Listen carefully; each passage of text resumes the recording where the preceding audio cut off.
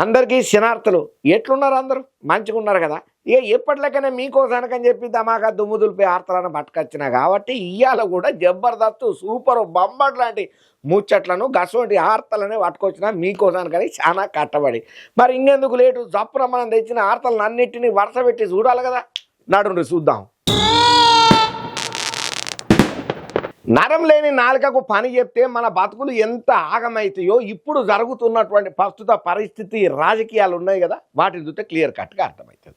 అందుకే మన పెద్దోళ్ళు అంటారు, నరం లేని నాలుకకు ఎక్కువ సీన్ ఇచ్చినామనంటే అది నీ సినిమాను కథం చేస్తుందిరా వారి, అందుకనే జాగ్రత్తగా వాడాలి నాలుకే నువ్వు అని అంటారు. అధికారం ఉన్నది, అండబలం ఉన్నదని రెచ్చిపోయినాం అనుకో, మన బతుకులు ఏమైతాయంటే బుగ్గి పాలవుతాయి. అందుకనే వదిలిన బాణం జారిన మాట వెనక్కు రాదు అని అంటారు. ఐ లవ్ యూ మెటలా కొడుక, చెత్తలా కొడుక, పిచ్చినా కొడుక, నువ్వు ఒక జాక్కు, నువ్వు ఒక లేకు, I love you, I honest, I dearest, I పేరెస్టు, ఇట్లా నరం లేని నాలుకను బాగా వాడుకున్నటువంటి మన పోసాని సార్ పరిస్థితి ఇప్పుడు జరంతా అటు ఇటుగానే ఉన్నది. ఇక దీనికోసానికని ఎంత కథ అవుతున్నది. మరి జగనాల్ సార్ కూడా గట్టిగానే గరమై రియాక్ట్ అయిందట.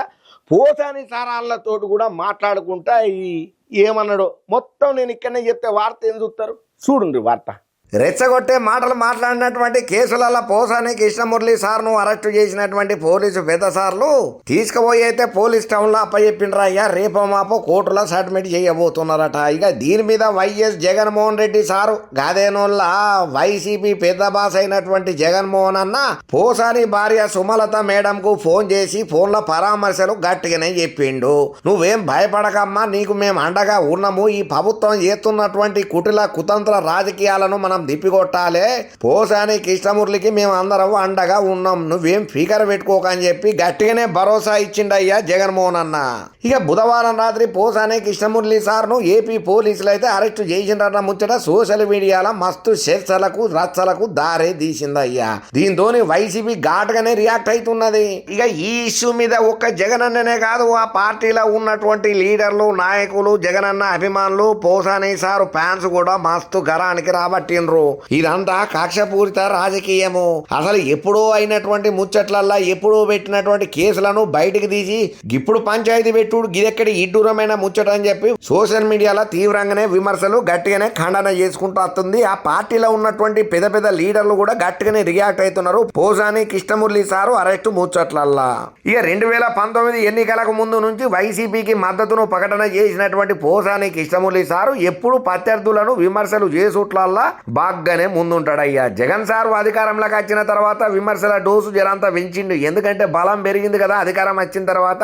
అట్లా ఇక కన్ను మిన్ను గారకుండా చంద్రబాబు సార్ అయితేనేమి, లోకేషన్ సార్ అయితేనేమి, పవన్ కళ్యాణ్ సార్ అయితేనేమి వ్యక్తిగతంగా వీళ్ళను తిట్టుడే కాకుండా వాళ్ళ పర్సనల్ జీవితాలకు పోయి ఇంట్లోలను కూడా వాళ్ళ పర్సనల్ రిలేషన్లను కూడా టార్గెట్ చేసుకుంటూ అడ్డమైన కూతలు కూసినటువంటి పోసాని కృష్ణమురళి పాపం మండింది అనుకుంటా ఇంకొంతమంది ఇట్లా కామెంట్లు పెడుతున్నారు. ఇక ఏదేమైనా ఎవరికి దోసినట్టు వాళ్ళు ఇట్లా కామెంట్లు పెట్టుకుంటా మొత్తం సోషల్ మీడియాను అయితే షేక్ చేస్తున్నారయ్యా. ఇక మరి పోసాని కృష్ణమురళి సార్ ముచ్చటంటే మనకు తెలియందే ఉన్నది. జగన్ అన్నను చిన్న మాట అన్నా కూడా తట్టుకునేటోడు కాదు. ఎంబటే మైకును ముందర పెట్టుకుని మీడియా వాళ్ళని పిలిచి అడ్డమైన బూతులు అమ్మన కూతలతోని రచ్చ రచ్చ చేసేటోడు. ఆ వారం మొత్తంలో ఈ సోషల్ మీడియాలల్లో పోసాని కృష్ణమురళి సార్ మాటలే ట్రెండింగ్ లాగా పోయేటి. కాకపోతే అధికారం పోయిన తర్వాత నేను రాజకీయ సన్యాసం తీసుకున్నా, నాకు రాజకీయాలకు సంబంధం లేదని చెప్పి గత 4 నెలల కిందటనే ఈయన డ్రాప్ అయిపోయింది. కానీ ఈయన డ్రాప్ అయినా కూడా ఈయన డ్రాప్ చేసే పరిస్థితులలో కూటమి సర్కార్ లేదు. అప్పుడు అన్న మాటలకు పగకు పగ, ప్రతీకారానికి ప్రతీకారం, మాటకు మాటకు లెక్క కట్టాలన్నట్టుగానే కూటమి సర్కారు వ్యవహారం చేస్తున్నదని చెప్పి ఇంకొంతమంది వాళ్ళ అభిప్రాయాన్ని అయితే వ్యక్తపరుస్తున్నారు రాజకీయ మేధావులు. మరి ఏదేమైనా కానీ బోరుగడ్డ అనిల్ తోని బోని కొట్టినటువంటి కూటమి సర్కారు వరుసగా అందరినీ అరెస్టుల పర్వంతో కొనసాగించుకుంటూ అత్తనే ఉన్నది. మొన్నటికి మొన్న వల్లభనేని వంశీ, ఇప్పుడు పోసాని కృష్ణమురళి, ఇక నెక్స్ట్ టార్గెట్ కోడాలి నాని, తర్వాత రోజా, ఇంకా తర్వాత పేరుని నాని, ఇక వీళ్ళందరూ ఉన్నారు లైన్లలో అని చెప్పి చాలా మంది చెవులు కొరుకోబట్టిండ్రు. ఇప్పుడు పోసాని కృష్ణమురళి అరెస్ట్ అయిన తర్వాత ఒక ఇద్దరు లీడర్లకైతే టకాపర్ ఫైటింగ్ ఏ నడుతున్నది. నువ్వా నేనా అంటే డి అన్నట్టుగా ఉన్నది వీళ్ళ పంచాయతీ. సవాళ్ళు ప్రతి సవాళ్ళతో ఒకరికొకరు దినాం ఏదో ఒక ముచ్చట్లల్లా మీడియాల ముంగట మైకులు ఇరిగేటట్టు, బాక్సులు వగిలేటట్టు తొడలు జబ్బలు జరుచుకునే కాకుండా బస్తీ మీద సవాల్ అని చెప్పి కూడా ఖబర్దార్ అని అంటున్నారు. మరి ఆ ఇద్దరు లీడర్లకు ఉన్న పంచాయతీ ఏంది? ఎందుకు వీళ్ళు ఇట్లా సవాళ్లకు ప్రతి సవాళ్ళు వేసుకుంటున్నారు? ఒకరికొకరు డుస్సూం డుస్సూం డుస్సూం అని ఎందుకు పంచాయతీ పెట్టుకుంటున్నారో తెలవాలంటే వార్త తెచ్చిన చూడుండ్రి, మీకే తెలుస్తుంది. బెదిరింపులు బ్లాక్ మెయిలింగ్లకు మేము భయపడే పద్ధతే లేదనుకుంటా సీఎం రేవంత్ రెడ్డికి సురకలేసిండయ్యా కేంద్ర మంత్రి కిషన్ రెడ్డి సారు. ఇప్పుడు కేంద్ర మంత్రి Kishan Reddy sir CM Revanth Reddy sir మీద చేసిన మాటలు ఏమైతే ఉన్నాయో ఈ పెద్ద దుమారానికే దారితీస్తున్నాయ్యా.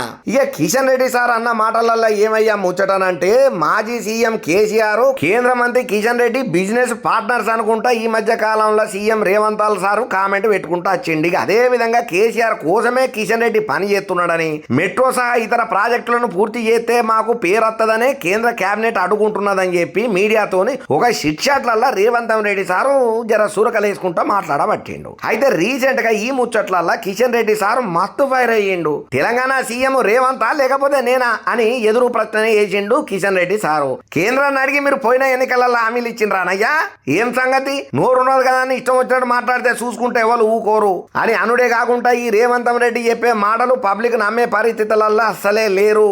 ఈ బెదిరింపులు బ్లాక్ మెయిలింగ్ కు నేను భయపడే సమస్య లేదు. నేను అటువంటి మనిషినే కాదు. ఈ తాటాకు సప్పుళ్లకు నేను అదిరిపోను బెదిరిపోను అని కౌంటర్ ఇచ్చిండు అయ్యా. ఇంకా అంతనే కాకుండా ఈ రేవంత్ రెడ్డి రాష్ట్రంలో ప్రాజెక్టులను నేను అడ్డుకుంటున్నట్లుగా చెప్తున్నాడు అయ్యా. ఒకవేళ నేను అడ్డుకున్నట్లు కనుక మీరు నిరూపణ చేస్తే మీరు ఏదంటే దానికి నేను సై. అసలు నీకంత ధైర్యం ఉన్నదా రేవంత్ రెడ్డి? నీకంత దమ్మున్నదా అని చెప్పి తిరుగు సవాల్ వేసిండు రేవంత్ రెడ్డి సార్కు కేంద్ర మంత్రి కిషన్ రెడ్డి సారు. హైదరాబాద్ లో మెట్రో విస్తరణ కోసం రాష్ట్ర ప్రభుత్వం దగ్గర నయా పైసా లేదని, కానీ పనిలాగిపోయేసరికి ఆ నిందనంతా నా మీద నేడుతున్నాడు ఈ రేవంత్ రెడ్డి అని చెప్పి మస్తు గరానికి రాబట్టిండు. అసలు రేవంత్ రెడ్డి సీఎం కావడు తెలంగాణ పబ్లిక్ దురదృష్టం అని చెప్పి పెద్ద మాటనే అన్నాడయ్యా కిషన్ రెడ్డి సారు. ఇక కిషన్ రెడ్డి సార్ అన్న మాటలకైతే రేవంత్ రెడ్డి సారు ఎట్లా రియాక్ట్ అవుతారో ఇప్పటిదానికైతే రియాక్ట్ కాలేదు. మళ్ళా మీటింగ్ పెట్టినప్పుడు కంపల్సరీ రియాక్ట్ అవుతాడు. మరి కిషన్ రెడ్డి సార్ మాటలకు ఈయన ఎట్లా కౌంటర్ ఇస్తాడు రేవంత్ సార్ అనే దాని మీద మాత్రం చర్చలు బాగానే జరుగుతున్నాయి తెలంగాణ పాలిటిక్స్ లా. ఆయన ఏందో ఏమోనోలా ఎవరు అభివృద్ధి చేస్తేంది ఎవరైతే ఉన్నది శివరాఖరికి ఓవరాల్ గా పబ్లిక్ కావాల్సింది ఫాయిదా కదా. కానీ పబ్లిక్ ఏమనుకుంటున్నారు, అధికారంలోకి వచ్చే ముందు ఏం హామీలు ఇచ్చులు గై నెరవేర్స్తే చాలు కదా, మాకు అంతకన్నా ఇంకేం కావాలని చెప్పి ప్రతి ఒక్క కామన్ మనిషి ఈ ముచ్చట ఎరిగిన తర్వాత ఏలెత్తి చూపుతున్నాడు ఈ ఇద్దరు లీడర్ల లొల్లులు పంచాయతీలు చూసి. నేను ఒక కేసు మీద స్టాండ్ తీసుకొని పోటాపోటీగా నేను అన్ని విధాలుగా పరీక్షణ చేస్తుంటే ఆ కేసులో ఉన్నటువంటి సాక్షులు ఎవరైతే ఉన్నారో వన్ బై వన్ ఆటోమేటిక్గా చనిపోతున్నారు. అసలు వీళ్ళందరూ ఎందుకు చనిపోతున్నారు? వాళ్ళంతటా వాళ్ళే ఏదన్నా సమస్యలతో చనిపోతున్నారా, లేకపోతే వీళ్ళు చనిపోనీకే ఎవరన్నా కారణం అవుతున్నారా? దీని వెనకాల ఏం కుట్ర ఉన్నది? ఇప్పుడు నేను చెప్పేది ఆడ ముచ్చటనో కాదు, మన తెలంగాణలో సస్పెన్స్గా మారుతున్నటువంటి ఈ మరణాల మిస్టరీని అయ్యా. దీని మీద రేవంత్ రెడ్డి సారు మస్తు గరం మీద ఉన్నాడు. అగ్గో రేవంత్ రెడ్డి సార్కు ఈ మరణాలకు ఏందయ్యా గొల్లెన్ సప్పుడు అని అంటే వార్త పురాగా తెచ్చిన చూడుండ్రు అయ్యా మీరే. తెలంగాణ ముఖ్యమంత్రి రేవంత్ రెడ్డి సారు సంచలన ప్రకటన చేసిండయ్యా. మళ్ళొక పారి టాలీవుడ్ లో డ్రగ్స్ పకంపనలు మొదలైనట్టే తెలుస్తున్నది. ఇక ప్రముఖ నిర్మాత కేదారు దుబాయ్ లో మరణం చెందిన ముచ్చట మనం పేపర్లలో టీవీలలో చూసినాం. ఇక ఆయన మీద అనుమానాలు ఉన్నాయి అనుకుంటా ఒక మాటనైతే చెప్పిండయ్యా Revanth Reddy sir. Drugs case నిందితులంతా ఒకళ్ళ తర్వాత ఒకరు ఎందుకు ఇట్లా చచ్చిపోతున్నారు, దీని మీద విచారణ పక్కా జరగాలనుకుంటా సీఎం రేవంత్ రెడ్డి సార్ అనుడు తేనె తుట్టను కదిపినట్టు అవుతున్నదని అంటున్నారు ఈ ముచ్చటెరికైనా ప్రతి ఒక్కరు. టాలీవుడ్ డ్రగ్స్ కేసు ఎన్నో నెలల సంది విచారణలోనే ఉన్నది. ఇక ఈ డ్రగ్స్ పంచాయతీలల్లో సినిమాలకు సంబంధించినటువంటి పెద్ద పెద్ద ప్రొడ్యూసర్లు డైరెక్టర్లకు కూడా ప్రమేయం ఉన్నది. ఇంట్లో కొంతమంది నటీనటులు కూడా పాల్గొన్నారు, వాళ్ళది కూడా హస్తం ఉన్నదని చెప్పి ఒకవైపు ఆరోపణ బలంగా వినపడతా అంటే ఇప్పుడు సాక్షాత్తు ముఖ్యమంత్రి స్టేట్మెంట్ ఈ తిరిగా ఇచ్చుడుతోని పోలీసులు కూడా ఒక్కసారి అవాక్కయ్యి మళ్ళా పోయిన కేసులను తిరగదోడే పనుల పడ్డారట. ఇక కేదార్ అనేటైన మరణం టాలీవుడ్ లో భారీ ప్రకంపనలనే క్రియేట్ చేసిందని చెప్పాలి. అందులో దుబాయ్లో చనిపోవడం ఇప్పటి వరకు సుతం మృతదేహం ఇక్కడికి రాకపోవడు అన్నది చాలా అనుమానానికి దారితీస్తున్నది. ఇక ఈ కేదార్ అనేటైనా టాలీవుడ్ లో చాలా పెద్ద ప్రముఖులకైతే అత్యంత సన్నిహితుడు అంట, గొప్ప స్థితికి పోయినోడట. ఇక అక్కడి నుంచి మళ్ళా కింది స్థాయికి వచ్చిండయ్యా. అయినా కూడా ఆయన స్నేహాలు మాత్రం బలంగానే ఉన్నాయి. అయితే ఇప్పుడు కేదార్ తో సాన్నిహిత్యం ఉన్న వాళ్ళంతా సైలెంట్ గా ఉన్నారట.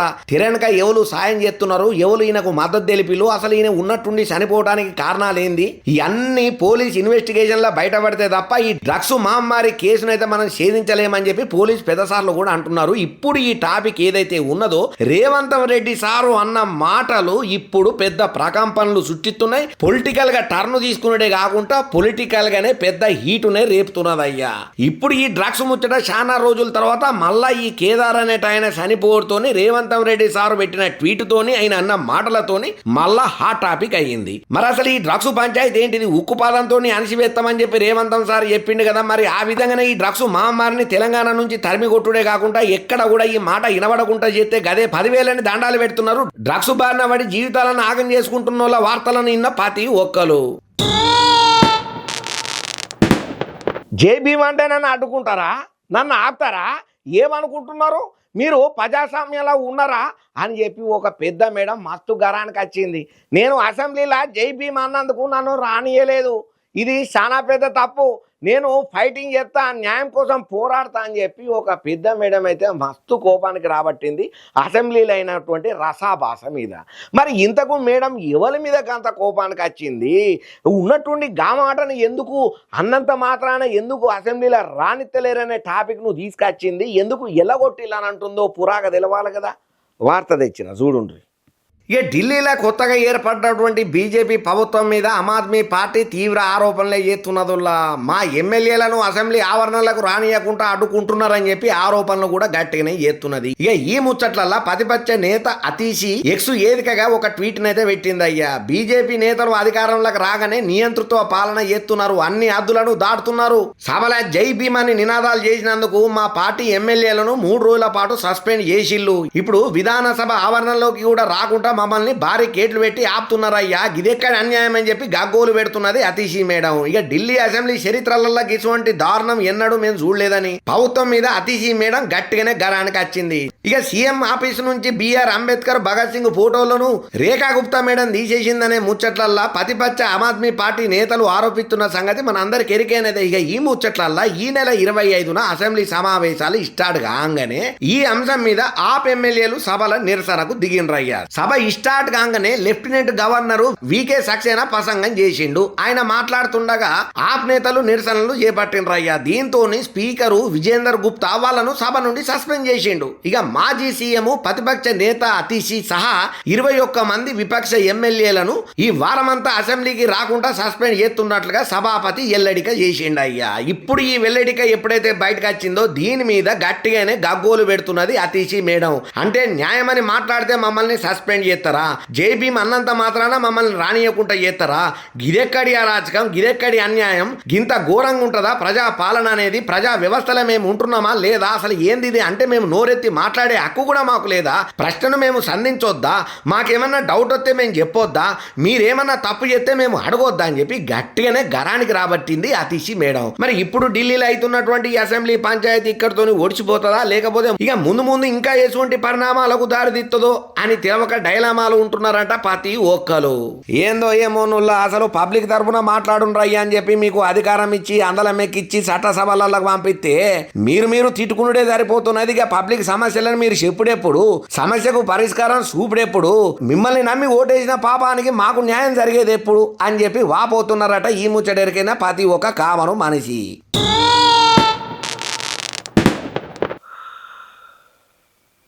నిద్రవేననుకుంటున్నారా? వార్తలు చెప్పేటోని నిద్రపోతే ఎట్లుంటుంది కదా. గట్లనే మనం దినం ఏదో ఒక పనులలో బాగా అలసిపోతాం. అలసిపోయినప్పుడు చిన్నపాటి కూనిపాటి తీస్తాం. మామూలుగా బస్సులలో పోయేటప్పుడు, రైళ్ళల్లో పోయేటప్పుడు, లేకపోతే ఏమన్నా ఆఫీసులో జరసేపు ఖాళీగా దొరికినప్పుడు ఇట్లా చిన్న కూనిపాటి తీస్తాం. ఇది కామన్, పెద్దగా ఎవరు పట్టించుకోరు. అదే మనం ఒక అసెంబ్లీలల్లో నిద్రపోతే ఎట్లుంటుంది? గలీజ్గా ఉండదు. మళ్ళీ ఒక పెద్ద స్థాయిలో ఉన్నటువంటి పెద్ద మనిషి అట్లా నిద్రపోతే ఇజ్జత్ పోదు. కెమెరాలన్నీ మన ముఖానికే పెట్టే గలీజ్గా ఉంటుంది కదా. గసొంటి ముచ్చటనే ఢిల్లీలో అయ్యింది. మరి కొత్త సీఎం గారికి ఏమైందో ఎందుకైందో ఏమో తెలియదు కానీ మొత్తానికైతే నిద్రపోయింది అయ్యి అసెంబ్లీలో. ఇప్పుడు ఆ ముచ్చట పెద్ద చర్చకు రచ్చకే దారితీస్తున్నాయి. ప్రతిపక్షాలు ఊకుంటారు, తలంటే పనుల గట్టిగానే ఉన్నారు. ఈ వీడియో ఇప్పుడు సోషల్ మీడియాలో షేక్ చేస్తున్నది, పెద్ద వార్త అయి కూర్చున్నది. పట్టుమని 10 రోజులు కాలేదు 10,000 ఎక్కి ఏందమ్మా తల్లి వ్యవహారం అని చెప్పి కారెడ్డలు ఆడుకుంటా కామెంట్లు పెడుతున్నారు అయ్యా చాలా మంది. మరి ఆ మేడం ఎవరు ఏంది నిద్రపోయిన వాళ్ళు తెలవాలి కదా. ఆర్తొచ్చింది చూడుండ్రి. ఇక ఢిల్లీ అసెంబ్లీలలో మొట్టమొదటిసారి ఎమ్మెల్యేగా విజయం సాధించినటువంటి భారతీయ జనతా పార్టీ బీజేపీ నాయకురాలు రేఖా గుప్తా మేడంకు అదృష్టం వరించి ముఖ్యమంత్రి అయ్యిందన్న సంగతి మనందరికి ఎరికేందే. ఇక ఢిల్లీలో బీజేపీలో ఎంతో మంది సీనియర్ నాయకులు ఉన్నా సుతం వాళ్ళందరినీ పక్కన పెట్టి బీజేపీ అధిష్టానం రేఖా గుప్తా మేడంకు సీఎం పదవిని కట్టబెట్టిందయ్యా. ఇక ఆమె పదవిలో కూర్చున్న మొదటి రోజు నుంచే ప్రధాన ప్రతిపక్షమైనటువంటి ఆమ్ ఆద్మీ పార్టీ ఆమెను టార్గెట్ చేసుడు స్టార్ట్ చేసింది. ఇది కామన్ అని అంటున్నారు చాలా మంది. అయితే ముఖ్యమంత్రి ఆఫీసులల్లో డాక్టర్ బిఆర్ అంబేద్కర్, భగత్ సింగ్ చిత్ర పటాలను ఆమె తీసేసిందన్న ఆరోపణలు బాగానే వినబడ్డాయి. అయితే ఈ ముచ్చట్లలో ఆమ్ ఆద్మీ పార్టీ నేత ఎవరైతే ఉన్నారో అరవింద్ కేజ్రీవాల్ సారు అతీషి మర్లేనా ట్విట్టర్ లో ఒక ట్వీట్ చేసుకుంటూ వచ్చింది. అయితే రీసెంట్ గా ఆమ్ ఆద్మీ పార్టీ మళ్ళొక పారి రేఖా గుప్తా మేడం ను టార్గెట్ చేసుకుంటా ఒక వీడియోని విడుదల చేసింది అయ్యా. ఇప్పుడు ఈ వీడియో సోషల్ మీడియాను షేర్ చేస్తున్నది. ఢిల్లీ అసెంబ్లీ సమావేశాల టైంలలో 13 సెకండ్ల వీడియోను షేర్ చేసిండ్రు అయ్యా. ఇక్కడ నిద్రపోతున్నది ఢిల్లీ ముఖ్యమంత్రి రేఖా గుప్తా. ఢిల్లీ పబ్లిక్ మాకు సేవ చేయాలని చెప్పి రేఖా గుప్తా మేడం ను అసెంబ్లీకి పంపిస్తే కానీ ఆమె మాత్రం అసెంబ్లీ సమావేశం అయ్యే టైంలలో ముఖ్యమంత్రి గారు నిద్రపోతున్నారు చూసిండ్రానయ్యా ఇది సంగతి అని అనుకుంటా వ్యంగ్య మాటలతోని ఒక పోస్ట్ అయితే పెట్టిల్లయ్యా. ఇక ముఖ్యమంత్రి గారు ఇంకా అంబేద్కర్, భగత్ సింగ్ లను అవమానించడం పూర్తయి ఉంటే కొంత సమయం కేటాయించండి మేడం, దయచేసి అసెంబ్లీ చర్చల మీద కూడా కొంచెం దృష్టి పెట్టుండ్రి అని ఆమ్ ఆద్మీ పార్టీ సీఎం రేఖా గుప్తాకు సురకలు కూడా అంటించింది అయ్యా. ఆమ్ ఆద్మీ పార్టీ షేర్ చేసినటువంటి ఈ వీడియోలో రేఖా గుప్తా మేడం అసెంబ్లీలో కళ్ళు మూసుకొని నిద్రపోతున్నట్లుగా కనబడ్డదయ్యా.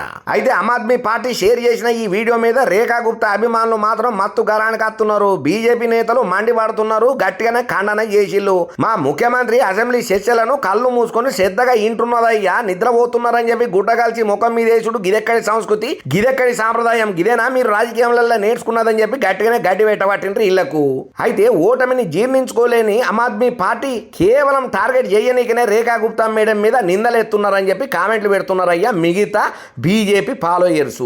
ఏ మాట కామాటనే ఆమె నిద్రపోయిందా లేదా అన్న ముచ్చట మనకు తెలియదు కానీ మొత్తానికైతే ఇప్పుడు ఈ వీడియోను సోషల్ మీడియాలో తిప్పుకుంటా ప్రతిపక్షాలు అయితే పండగ చేసుకుంటున్నాయి అయ్యా. ఇక ఢిల్లీకి ముఖ్యమంత్రి అయినా ఈమె ఇప్పుడే గిట్లా అంటే ఇక దినం ఈమె ఉన్నన్ని రోజులు ఇక నిద్రనే పోతుంది కావచ్చు. మరి ఆ మాత్రం దానికి ఈమెకు ముఖ్యమంత్రి పదవి ఎందుకు ఇచ్చిల్లా అయ్యా అని చెప్పి కారెట్టాలు ఆడుకుంటా కామెంట్లు పెట్టబట్టిర్రు. ఈమె నిద్రపోతున్నది అనుకున్నటువంటి వీడియోను చూసిన ప్రతి ఒక్కరు.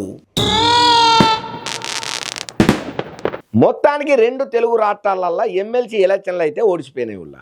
ఇక దీని మీద చాలా వరకు చర్చలు రచ్చలు బాగానే నడిచినాయి. ఎవరి తాలూకా వాళ్ళు ప్రచారాలు గట్టిగానే చేసుకున్నా సుతం చివరాఖరికి ఓటరు ఎట్లా తీర్పిస్తాడనేది మాత్రం ఆ ఎమ్మెల్సీ ఎలక్షన్ల రిజల్ట్ వచ్చిన తర్వాతనే తెలుస్తుంది.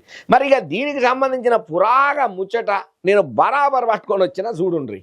ఇక 10 రోజుల సంది 2 తెలుగు రాష్ట్రాలలో ఈడు ముట్టించినటువంటి ఎమ్మెల్సీ ఎన్నికలు ఓడిచిపోయినాయి. ఏపీలో 3 ఎమ్మెల్సీ స్థానాలకైతే ఎన్నికలు ఓడిచిపోయినాయి. ఇక ఉమ్మడి ఉభయ గోదావరి జిల్లాలనైతే గ్రాడ్యుయేట్ 1 స్థానానికి, కృష్ణా గుంటూరు జిల్లాలలో 1 గ్రాడ్యుయేట్ స్థానానికి, శ్రీకాకుళం విజయనగరం విశాఖపట్నంలో టీచర్ ఎమ్మెల్సీ స్థానానికి పోలింగ్ అయితే నిర్వహణ చేసిండ్రయ్య అధికారులు. ఇక కృష్ణా గుంటూరు గ్రాడ్యుయేట్ ఎమ్మెల్సీ స్థానాలలో హోరాహోరీ ఫైట్ అయితే గట్టిగానే నడిచింది. ఇక ఇక్కడ టీడీపీ పీడీఎఫ్ మధ్యనే పోటీ ప్రధానంగా నడిచిందనే చెప్పాలి. తెలుగుదేశం నుంచి ఆలపాటి రాజా బర్లే ఉండగా పీడీఎఫ్ కించి కేఎస్ లక్ష్మణరావు సార్ పోటీలో ఉన్నాడయ్యా. ఇక గ్రాడ్యుయేట్ ఎమ్మెల్సీ ఎన్నికలలో భాగంగా ఉండవల్లిల మండల పరిషత్ ప్రాథమిక ఉన్నత పాఠశాలల్లో సీఎం చంద్రబాబు సారు, మంత్రి నారా లోకేశం సారు ఓటు హక్కునైతే బ్రహ్మాండంగా వినియోగం చేసుకున్నారు. ఉత్తరాంధ్ర టీచర్ ఎమ్మెల్సీ ఎన్నికలలో మొత్తం 10 మంది అభ్యర్థులు పోటీ పడ్డారయ్యా. అయితే ఇక్కడ కేవలం టీచర్స్ యూనియన్స్ మధ్యనే ప్రధానంగా పోటీ గట్టిగానే నడిచిందనే చెప్పాలి. ప్రస్తుతం పోలింగ్ అయిపోవడంతో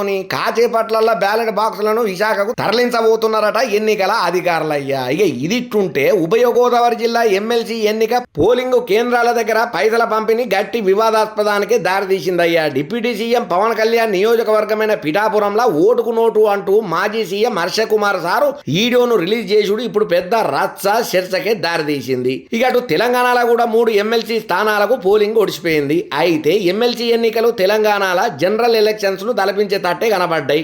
ఎందుకయ్యానంటే ఇక్కడ 3 ఎమ్మెల్సీల 2 టీచరు 1 గ్రాడ్యుయేట్ స్థానానికి ఎన్నికలు అయినాయ్యా. ఇక మొత్తం 90 మంది అభ్యర్థులు పోటీ చేసిల్లన్నట్టు 3 ఎమ్మెల్సీ స్థానాలలో పట్టభద్రులు టీచర్లు వాళ్ళ ఓటు హక్కునైతే బ్రహ్మాండంగా ఉపయోగం చేసుకున్నారు. ఇక మెదకు, నిజామాబాద్, ఆదిలాబాద్, కరీంనగర్ లో మాత్రం 1 టీచర్ స్థానానికి 1 గ్రాడ్యుయేట్ ఎమ్మెల్సీ స్థానానికి ఎన్నికలు అయినాయి. గ్రాడ్యుయేట్ స్థానంలో బీజేపీ, కాంగ్రెస్ ఓరాఓరిగా తలపడ్డాయ్యా. ప్రధాన ప్రతిపక్షమైనటువంటి బీఆర్ఎస్ మాత్రం ఎమ్మెల్సీ ఎన్నికలకు దూరం దూరంగానే ఉన్నది.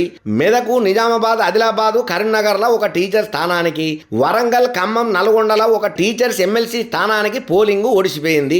అయితే టీచర్స్ ఎమ్మెల్సీ స్థానాలలో మాత్రం ఉపాధ్యాయ సంఘాల మధ్యనే ఫైటు బాగానే నడిచింది. ఇక అటు పోలింగ్ కేంద్రాల దగ్గర కూడా పోలీసు బందోబస్తు బాగానే ఏర్పాటు చేసిళ్ళు. ఆదిలాబాదు, ఖమ్మం, వరంగల్లో చాలా చోట్ల ఉద్రిక్త పరిస్థితులు అయితే బాగానే ఏర్పడ్డాయని చెప్పాలి. ఇక ఏపీ, తెలంగాణలో మొత్తంగా 6 ఎమ్మెల్సీ స్థానాలకు ఎన్నికలు పూర్తవుతూనే మార్చి 3వ తేదీన ఓట్ల లెక్కింపు కూడా అయిపోతుంది. అయితే వచ్చే సోమవారం ఈ అభ్యర్థుల భవితవ్యం తేలబోతున్నదని చెప్పని అంటున్నారు చాలా మంది. మరి చూడాలి ఏమైతుందో ఈ ఎమ్మెల్సీ 2 రాష్ట్రాలలో అయిన సంగతి అని చెప్పి చాలా ఇంట్రెస్టింగ్గా ఎదురు చూడబట్టిళ్ళు ప్రతి ఒక్క కామను మనిషి.